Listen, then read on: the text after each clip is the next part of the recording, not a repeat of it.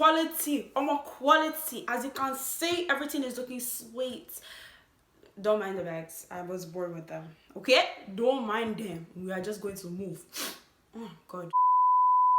What's good? What's poppin', everyone? How y'all doing? It is your favorite frustrated creator Sholay signing in for another video. I know it's been a minute. I know. More than 2 months? I know. You're not ashamed of yourself? Are you not embarrassed? This is really embarrassing. If you're new to my channel, hi, hello, hola, my name is Sholay and this is my creative entertainment channel where I post social, cultural, and movie commentary. Now, I did a little poll on my Instagram page saying which video you guys would want this week, and a lot of people voted for everything wrong with TikTok. So, here we go. Number 1, we have to start off with being shadow banned on TikTok. Now, being shadow banned on TikTok is basically when your views, your likes, the comments, the interaction on your page, on your content gets disrupted. Like all of a sudden. It's a constant thing for a lot of content creators on that app. Whether you are small or you're big, if you do not fit TikTok's, cookie cutter image or look, all of a sudden your views start going down. All of a sudden the interaction that you put out to your audience is not seen. And the likelihood of you being able to blow up, go viral, or for you to even build a platform for yourself that you can take off the app and do other things with is very slim. Like, you have to be really trying out here for something like that to happen. Being shadow banned can be so bad as to pushing actual content creators off the app, actual people who enjoy being on that app to go off of it because of how bad it's gotten. For the most randomest things, it doesn't make any sense. You'll see some people literally have one viral video that gets 1 million views, and the next minute they end up getting 2,000 views on a post. And then it's just what's going on here? Even for big content creators, I'm talking about people who's got 500,000, 1 million, 2 million, 3 million, 6 million, literally talking about how they get shadow banned on a daily basis. People who even follow their accounts don't even get to see their content. Next up, we got the algorithm, the beloved TikTok algorithm. The algorithm pushes certain content to the forefront while leaving others behind because, again, they don't fit their cookie cutter image. So content that's actually good, content that's actually funny, creative, gets left in the background. You're honestly lucky, shall I say highly favored, if your content gets engagement from being on people's For You page to the point where it gets boosted, you have a whole bunch of comments, you have a whole bunch of likes, people actually enjoying your content to the point where they actually follow you and get other people to see your content. For it just getting the views it deserves. It's honestly really disappointing because you see so many talented content creators, and I will put them on the side, that do not get enough praise for what they do. A lot of people out here deserve platforms where they're actually able to inspire people, put out great, amazing, creative content, funny content because of their personalities, their talents they're able to bring forth. But do you know what ends up happening? They either get shadow banned or the algorithm does not pick up on their content. And usually it's really disappointing because a lot of people would try for years on end. There are people who have literally been on TikTok since 2016 are just receiving the praise and the views that they deserve. How disappointing. But some people can literally just come up with their face all did, makeup all did, everything all looking all nice, being light complexioned and everything, and boom, 100,000 followers in less than 3 days. For looking pretty.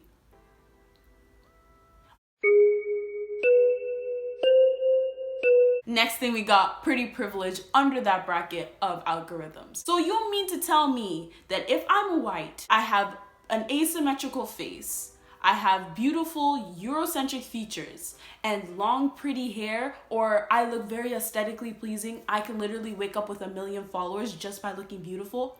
How does that make any sense? I'm not getting mad at anybody for going ahead to wear makeup and stand in front of a mirror and go ahead and get views just on how beautiful they are. But the fact of the matter is, the beauty standard all around is not the same. It's not synonymous to one another. It's not symmetrical to one another. Why, you may ask? Because the algorithm is biased to people of darker skin tones and to people who, how can we put this, have Afrocentric looking features or do not have Eurocentric features. And whenever you call this out and you say a lot of the women or a lot of the girls on this app who exhibit Eurocentric features are getting all the praise, all the fortune, or they just pushed a lot, people want to get upset. Eurocentric beauty standards have been around for literally decades. If we even want to say it, centuries. We go back to the Renaissance times, honey, okay? It's not a foreign concept. So you guys getting upset and mad for things that have already been a thing, and now because you profit off of it and people are saying that, you want to, like, it, there's no means to be upset. There's no reason to be upset from this at all. And if you do not know what Afrocentric beauty standards are, I'm gonna have examples on the side and the definitions so you gain more insight. And I'm also gonna have examples on the side of basically everyday normal TikTokers who just profit off of their beauty and the others who profit off their beauty and the differences between them, because there's a clear difference. No one's disputing the fact that women who have darker skin tones, who are of different ethnicities, different backgrounds, are not beautiful, right? But in the same breath, you must be able to recognize the privileges that you are given in society and see how you profit off of it. Just because you exhibit more Afrocentric features does not mean you're not beautiful. And just because you exhibit Eurocentric features, that does not mean you are not of African or Black descent. It does not excuse those things. However, realizing the fact that you do profit off of certain privileges here and there does not take anything away from you. One thing I forgot to add, or a couple things I forgot to add. Let me just say it, okay? Number one, race baiting. So a lot of the times on TikTok, there will be a TikToker to say something towards dating preferences of a specific race, usually Black women, right? And like a whole bunch of Black guys will go ahead and say, I'm not into Black women, or make it seem like they're disgusted by Black women. And then at the end, there'll be some white guy who ends up claiming us and saying, oh yeah, I love me some Black women, or oh, I love Black girls. And then in the comments, you see these Black girls being like, oh, massa, oh, I want to be colonized. I'm like, what? Police! Help! Police! Help! Police! Help! As a Black woman, I'm ashamed, because why are you doing that? Why are you doing that to disgrace us? I don't understand. It keeps going like this, honestly, and it's so disappointing because honestly, they see the desperation of a lot of Black women and then prey on them, and in order for them to get more views, they'll bank on that and literally grow their following of Black women wanting to simp over these golden retrievers. And it's so embarrassing, honestly speaking. I have no hate to any white men who actually are into Black women. It seems that very often it's just because they want views. It's just because they see a market they can penetrate into, which is Black women wanting validation in dating. And it's so embarrassing. Like, a lot of the times they actually are not into Black women. They're just doing it for the craze. And it's weird. And two, we need to stop seeing these Black guys go ahead and do these things in order to just upset people or make people mad. It's annoying. And then they end up going all over TikTok or going all over Twitter or going all over Instagram. And then these huge YouTube videos will start coming up of people not analyzing. And it's just annoying. We don't need to see any more of this. Screenshots of those white girls going ahead to talk about Black men. And then it literally went viral everywhere. And then there was even YouTube videos. Like, we don't need to see those anymore. We don't care. We don't care. Like, if that's gonna be it, like, when it comes to dating preferences, we need to keep that to a minimum on TikTok. It's really annoying. Really, really annoying. I think that's what I should call it. Dating preferences on TikTok. We don't need to see a large majority of them. Your preferences does not always have to be banking on race. Your preferences should be based on the quality of the person, not based on the complexion of the person's skin. Please. Anyways, yeah. Also, in the heading of algorithms, we cannot ignore the fact that a lot of the times when it comes to people who are talking about controversial issues, whether it be politics, whether it be human rights, or anything under that umbrella, the algorithm works against them. They do not get the coverage they need in order to put information out there. Or people who talk about the difficulties and hardships of being a person of color, the algorithm literally pushes them to the back. To the point where sometimes the algorithm will literally take down their content because it's a violation of community guidelines. So me talking about colorism is against community guidelines. Me talking about featureism is against community guidelines. Me talking about Emmett Till, me talking about BLM, me talking about human rights. Make it make sense. Make it make sense. And side note, there has been a lot of rumble of people saying that they're actually going to make their own app because of how bad TikTok has gotten to a lot of Black content creators and a lot of POC content creators. So be on the lookout for that. I am really excited to see. And then next up, we have trends. Now, trends usually start when a song is newly released, either by a popping artist or remix is just newly done, and someone makes a dance or some kind of transition or whatever the case may be. And then a whole bunch of people hop on it. And sometimes if you get lucky and you start a trend, you're able to get your trend onto Twitter or Instagram, and then it becomes a worldwide trend. For instance, we saw that with Renegade, we saw that with Savage, and other trends like it too. Do you guys remember? It's into rockabye to rockabye to rockabye, and then people would just run to either side. That was basically a trend as well. With these trends going global, a lot of the creators do not get their rightful dues. They do not get their credit. For instance, when we saw Renegade, everyone thought for a while that it was Charli D'Amelio who started it, when it wasn't her. It wasn't her. It was Jayla who started it. He literally ripped off, changed the dance, and claimed the credit for it. This is what catapulted Charli D'Amelio to her success today. And this beautiful young girl, ain't nobody hear from her again. Or Savage. When Savage was going around like crazy, no one was talking about the creator at all. No one. It was until a few months later that people end up finding out who the real creator was. Can you imagine if those creators who actually started these dances got actual sponsorships from big companies and being able to work with artists, whole bunch of stars, to be able to capitalize off of their talent and also help them to make some kind of income for either school or to put off to the side as some kind of savings for themselves to their future. But then now, as you can see, there has been a push of mediocre content, a push on mediocre content creators. And I know some people are gonna get on me like, oh my God, Charli D'Amelio is a professional dancer. Then how come she didn't come up with the dance? How come she had to tweak it? This is no hate to Charli D'Amelio and all the other content creators who have ripped off younger Black content creators in the past for their dances and everything. But why is it that whenever it comes to giving credit, especially on that app, whether it comes to the trends that are started through the music, through the dance, through the transitions, no one seems to feel the need to go ahead and do it until they get called out for it and it's too late. Yeah, I'm not really a fan of that. I'm not.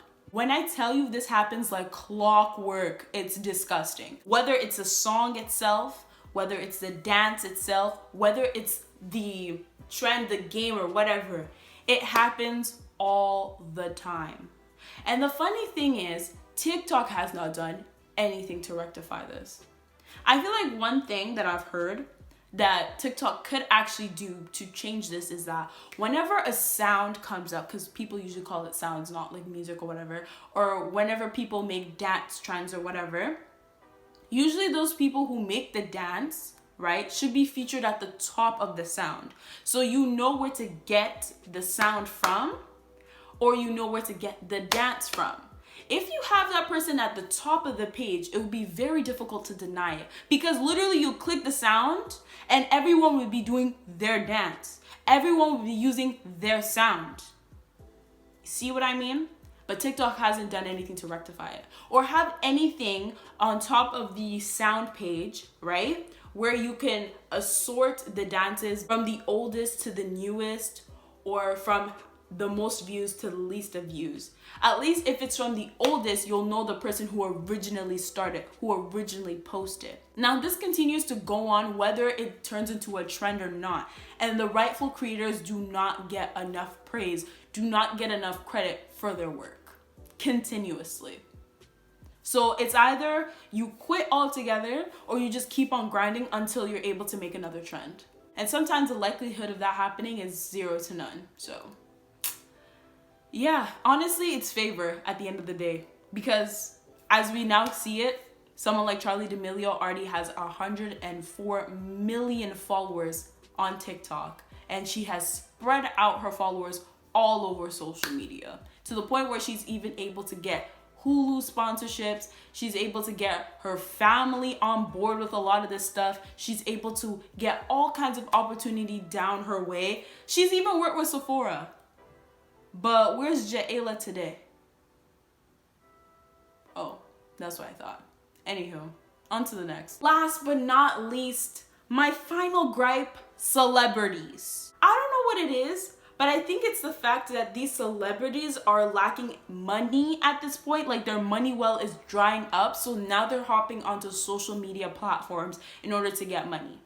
We see this with YouTube.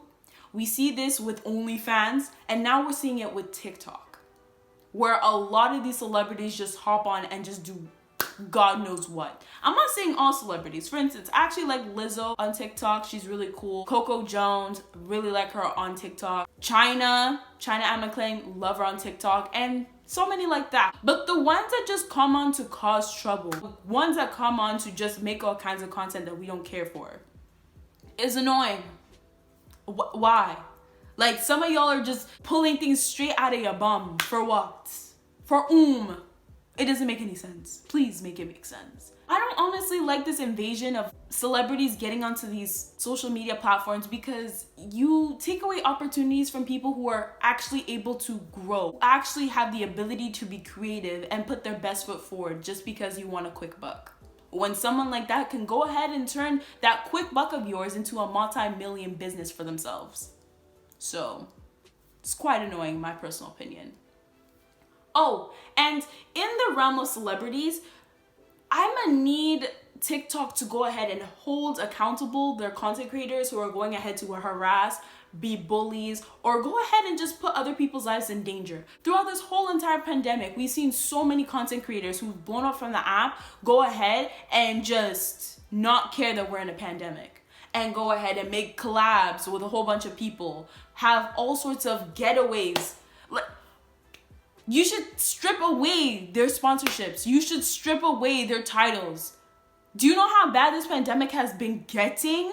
Where people can't even see their family and friends. Long story short, TikTok has a lot of work to do before they lose their content creators to another rival app. Content creators of large pages all the way to small pages are getting fed up with the guidelines, fed up with all the things that they keep on adding that are irrelevant to the app in general, and all the discrimination that happens under the radar based on the algorithm, the shadow banding, based off the way they go ahead and take other people's content off their pages for no just cause, but giving other people a slap on the wrist. It doesn't make any sense, and they need to do better fast. And that is where I'm gonna end this video, folks. If you have any thoughts at all, please comment down below and let me know what you think. Is there anything that I missed that I should add maybe in a possible part 2 with some mutuals? Let me know down below. And again, this is your fave frustrated creative Shole signing out of this video. And remember, God made you special and he loves you very much, and you can do anything you set your mind to.